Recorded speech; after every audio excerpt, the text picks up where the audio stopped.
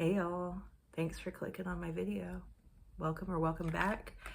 And today I wanted to do a little show and smell of a few samples that I ordered off of Fragrance Net. So where do I begin? Okay. The first one I've been wanting to smell for a while is Yes I Am by Cacharel. This came out in 2018, and the nose behind it is Honorine Blanc. I don't know if that means anything to anyone, but the House of Cacharel in general is kind of interesting to me. And I think I had come across this when I was looking for, I was like interested in lactonic notes. So I think that's how it got into my perfume journal. This little sample comes in this like box. It doesn't like open that way, so you have to perforate it. So that's kind of fun. This says La Première Parfum Spicy Cremoso par Cacharel, the first spicy cremosa fragrance.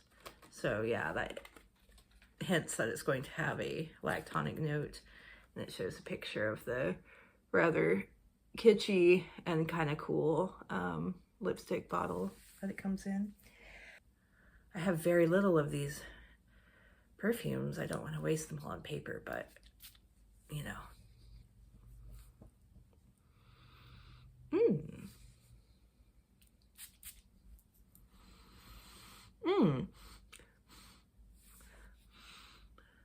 Yeah, that smells exactly as advertised. It's spicy, sweet, and creamy. It reminds me of something I've smelled before. God, what is that? It almost reminds me a little bit of like,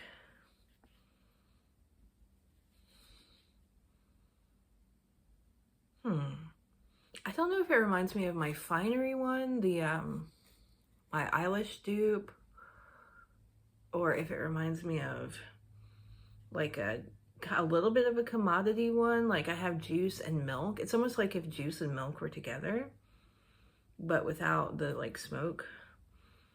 I don't know. I really like that, just based on paper. And of course, you know, you don't know till you wear it several times on skin, blah, blah, blah. This is just first impressions. First impression, I would say, yes, you are. Yes, you are, Cacharel. Okay, where do I go from here? Okay, this is a little weird guy. Halloween, and I've seen the name Jesus de Pozo attached to this too, but it's not anywhere on this package. This is an eau de toilette concentration. This is one that I've seen Karina on my perfume map talk about, and there was some combination of notes in this that was intriguing to me, but I don't know what it was. And I'm also just intrigued by the name and packaging, because it's not very Halloween-y.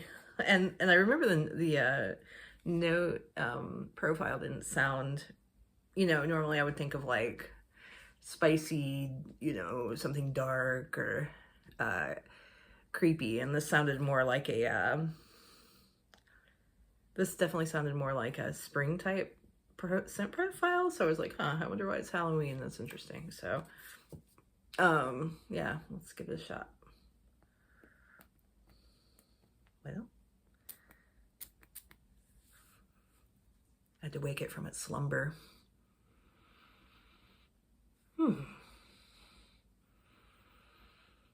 Wow. Yeah, it's definitely really sheer and pretty and very spring-like.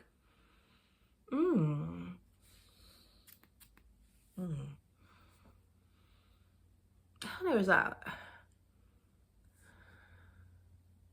Is it like a lilac? I don't know. It's pretty. It's like a really pretty early spring flower with dew on it. I don't know. Yeah, it's very delicate, pretty. Doesn't match the Halloween name at all. Yeah, I like that. I'm not like floored by it. I feel like I've smelled stuff like this before, but I like it.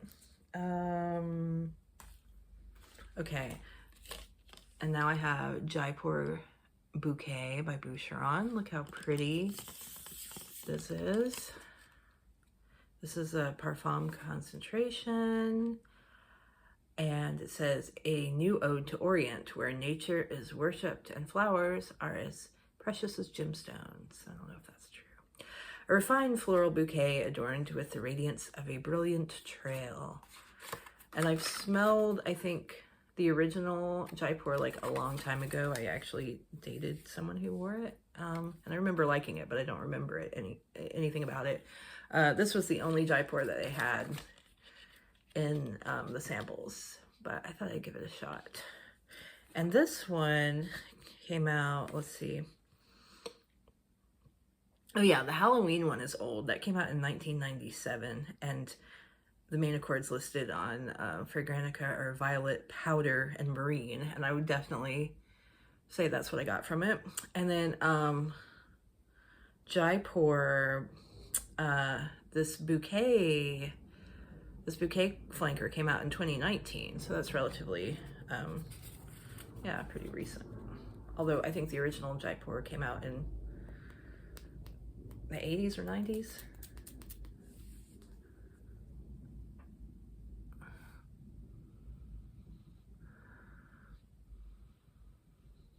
Okay, this is one that's gonna need to be on skin, because right now it's just not smelling like a lot.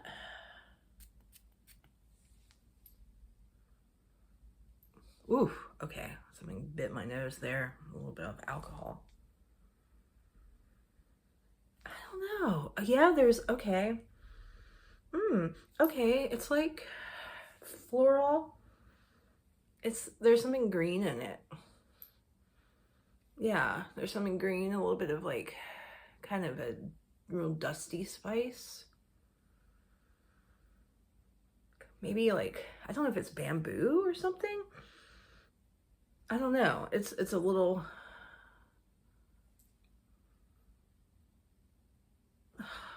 wow, I don't know. That's interesting. Yeah, and my my main accords that I wrote down on here were woody, white floral, powdery, tropical, and citrus. So these are just the accords, not the notes, but yeah, definitely powdery. I mean, it's got the spice and I guess the tropicalness, but it's very like, I don't know, it seems very muted or like covered in like a mist or a cloud of something. Like it's not like a really assertive, intense version of those things. I don't know, it's really pretty. It's soft. It's like a lot softer than I thought it was going to be. But yeah. Okay. Now we got Cabotine Gold, and it just has this little sticker on it. And look, there's a little scent pyramid on the label. That's so cute. I'm probably going to save that for my journal. And I love Cabochard. I have never smelled the original Cabotine, the broccoli top, but they didn't have a sample of that, so I'm going to smell Cabotine Gold.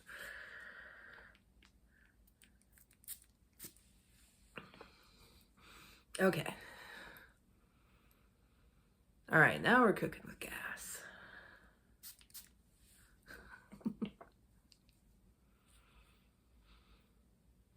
Oh yeah. Yeah, I can see it's got a little bit, I mean, it's not like Cabochard, but it's got a little bit of that DNA. There's something real sharp and green and kind of leathery. The scent notes say mandarin, melon, pink pepper, and then in the heart, white peony, tiare flower, and jasmine absolute. And then in the base, amberwood, bourbon vetiver, and patchouli.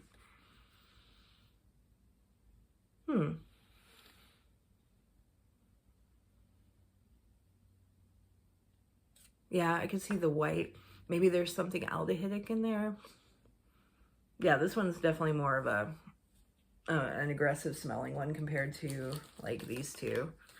And I could see how it's like a distant relative of Cacharel, but I think Cacharel is a lot more interesting, at least just on first impression. This flanker came out in 2010. Okay, I've got a couple from the House of Lalique. I've got Encre Noir Sport, which is a flanker of Encre Noir. Encre Noir is a really cool, dark, mysterious, sort of melancholic cypress and vetiver scent. And this one is basically brightened up a little bit. It is, it says, Encre Noir plays the game of invigorating sensuality, adorning the Lalique man in a dynamic elegance. Grapefruit, aquatic notes, lavender, cypress, and vetiver. So it's got the cypress and vetiver, but then it sounds like it's got some more, you know, zingy, aquatic notes on the top. And I have smelled this before. My friend brought it when we were like smelling different things. So there's a few flankers of Encre Noir. There's the Extreme, which I haven't smelled, and then there's Indigo, which smells like blue Bic pen ink. And Encre Noir means black ink, so I guess it's supposed to be the blue ink one. And to me, sometimes the original Encre Noir does, I get the ink vibe. Sometimes not, but the blue really, really brings the ink out the most to me. And then the Sport just smelled like the original DNA, but just a little bit more, I guess, uplifted. And there also was one for women, Pour Elle, which has been discontinued, but I would be curious to smell that. But I also saw a lot of reviews saying, you know, it didn't really bear a lot of resemblance to the original Encre Noir. So yeah, it's got this like bluish green juice. Well, that's kind of interesting. So I've smelled it before, but I thought it might be fun to have a little bit to wear and see if I would want to get a full size. Oh God. Yeah, it's got that. It's got that that vetiver for sure. Let me see. I've got the original Encre Noir here. Oh God, this smells so good.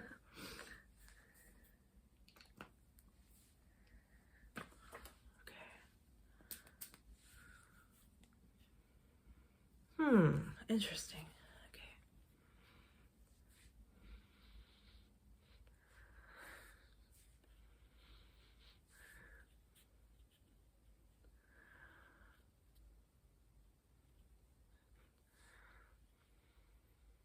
This one has a little bit more of that roundness, I think, to the vetiver. And then, yeah, this one's just brightened up more. It's like you can see there's something here with it. I don't know. I like both of them a lot. Oh, wow. This one almost smells a little peppery to me. This one's definitely got a more cheerful personality. And I think that's, you know, some people really like that Encre Noir smells kind of sad and cool and dark. Oh God, they're both really good. I might get a full thing of this at some point. Yeah. And see, this is making me realize, I'm like, man, I'm like into men's or male marketed things. And I'm just like, that's this whole other, I've already gone down this path of learning so much about female marketed and unisex things. I'm like, oh God, where do I start with male things? Because there's definitely some stuff that is too like fougere barbershop-y. Even though I might like to smell it, I don't want to wear it, but I don't know, but something like that, I'm just like, oh God, like woods and wet, damp, kind of dark smelling stuff I love. So, and of course, we know perfume has no gender, and a lot of stuff is marketed more unisex nowadays. So, okay, the second one from Lalique I have is Pearls de Lalique, and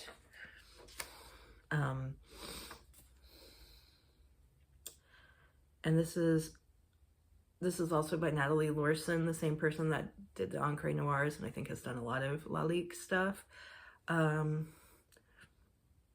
This one came out in 2006, and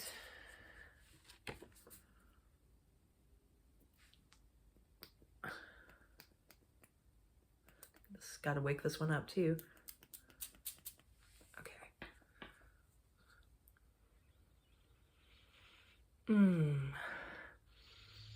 Okay, I'm definitely getting like the Chypre structure here.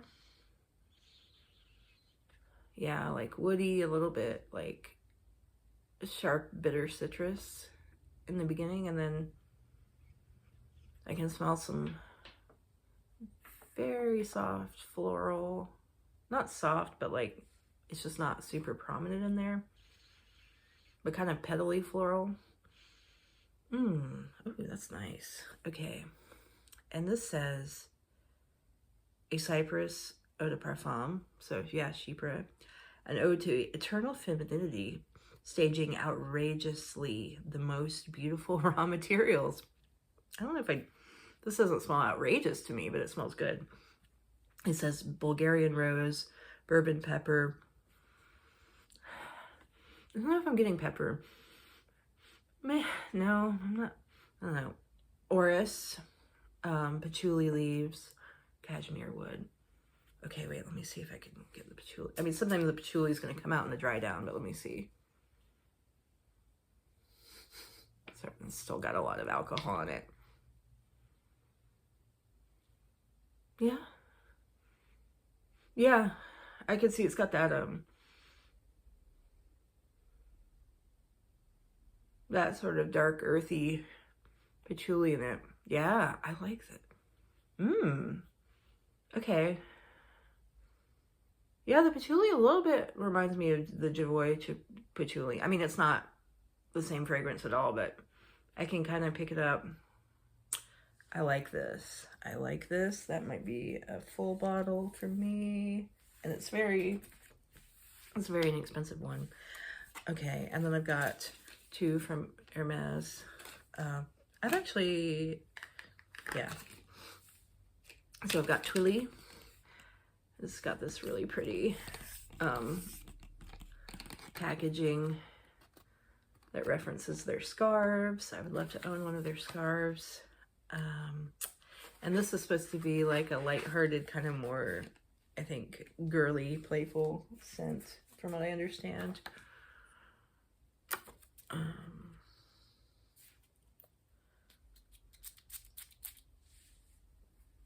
Ooh, it is very like bright opening. Ooh, ooh, ooh. Oh, that smells wonderful. It's like, it's kind of, yeah, it's kind of gingery. It's kind of a little soapy or something. I don't know. It's just very, very uplifting. Let's see if it says anything. It says a free-spirited and daring fragrance woven with striking ginger and delicate tuberose. Okay, and maybe that's what, yeah. Oh my God, okay, the tuberose is really pretty in this. That's what it is. Yeah, it's kind of this like,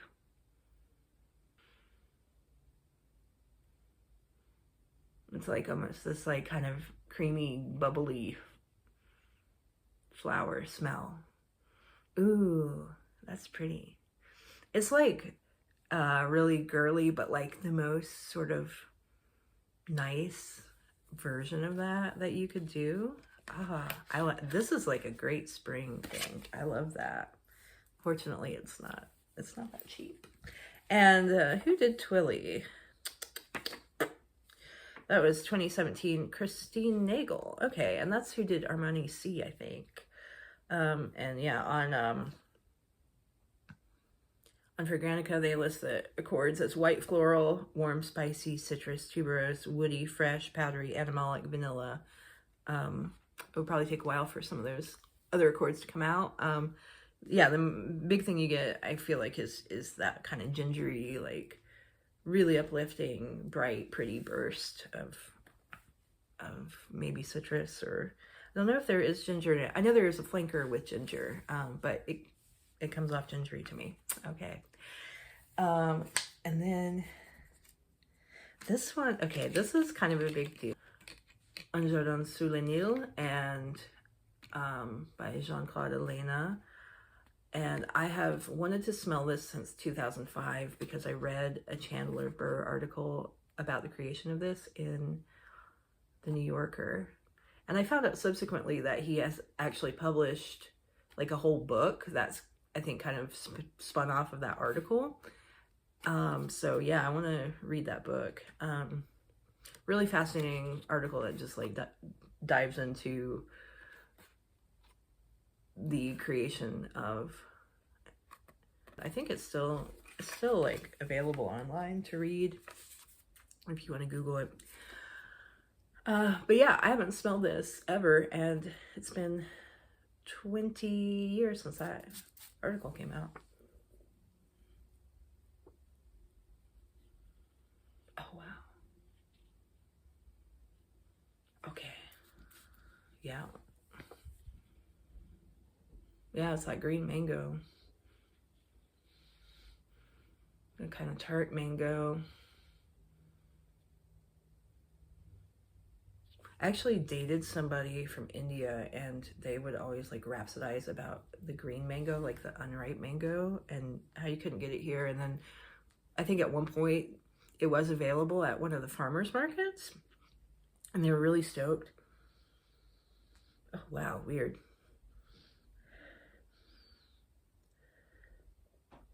I don't know how to describe this. I've definitely never smelled anything exactly like it. Oh, it's kind of got like a cleaning solvent smell on my skin. Oh, definitely. I don't know if there's lavender in this or what's going on here. Probably not.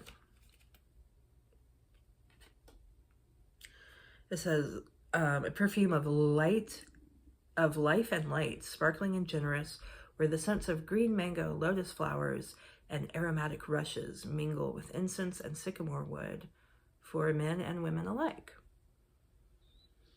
Yeah, maybe that's the lotus, because sometimes that can have kind of a rubbery flavor to me. I don't know. It's definitely clean and fresh. It's definitely really well blended.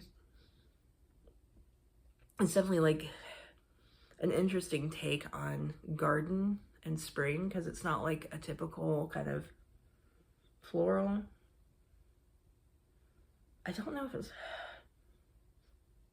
my favorite on first whiff, but I've never exactly smelled something like this, and I've never smelled a mango like this in a perfume. Oh yeah, but where I was going with that is, yeah, they were able to acquire some green mango. That was, yeah, like a farmer's market had imported it, and they were really excited. And I guess there's like a particular method of eating it that involves, you know, you put a lot of like spices on it and maybe some other citrus to soften it up, because it's like rock hard, like tooth-breakingly hard, and like so sour. And I was like, I don't get it. I'm glad that you're really excited about this. I love mango, but this was like mango that is like, I don't think the human body is supposed to digest this, but apparently it's like a delicacy in India. So, and I think it's cool that he chose that to sort of highlight in this fragrance. Yeah, that's really interesting. Wow. Okay. All right, and then my last sample, this is really more of a mini, but it's this teensy tiny Eclat d'Arpège. This is a flanker of the original Arpège by Lanvin. This came out in 2002. And it's so cute. Look at it. It'll go perfectly with my other tiny things. It has this really stupid gem on it, but that's okay. Okay. Oh, it's like a little tiny potion. How do I even open? Oh, wait. Is it just, how do you do it? Oh no, it's a dabber. I didn't even, damn it. All right. I didn't notice that this was a dabber, and that's okay though, because I have a little kit where I can decant it into a sprayer.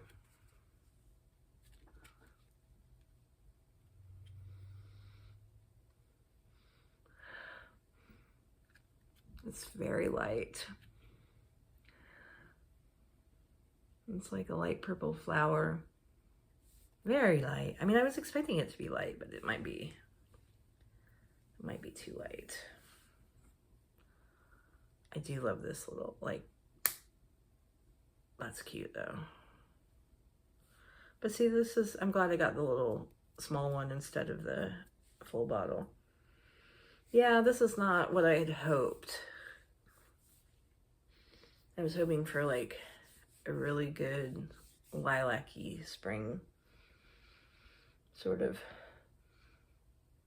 I mean, it's pretty, but it's not real exciting. Especially after something like, after this. I mean, come on. And okay. So yeah, my favorites, definitely these two. The most expensive ones, of course. This one's a banger. And I really like this Cacharel. And you know what? I kind of was like thinking I wouldn't like it because I thought, oh, it might be too syrupy and sweet and gross, but I actually really like this. To me, the Cavitine, the Jaipur, and the Halloween are all pretty mid. And this Eclat d'Arpège is very mid. It's funny because the original Arpège is supposed to be like pretty intense. Oh yeah, Pearls de Lalique. That one fucking rules. Okay, so anyway, I hope that this was kind of discombobulated. And I'm kind of in a rush because I was trying to get this done before my boyfriend gets home, and I get self-conscious like filming things when other people are in the house. But yeah, I hope you got some sort of utility or enjoyment out of this video, and I really look forward to giving these all their fair wear for a day. And yeah, check the discount sites for samples because they are on there. Of course, you can get decants from different decant sites, but I don't know, there's something kind of nice about getting it in the little card with the branding on it, and I don't know, it feels a little fancy. So fancy on a budget. All right, so thank you for watching, and I hope you have a beautiful, fragrant weekend. Bye.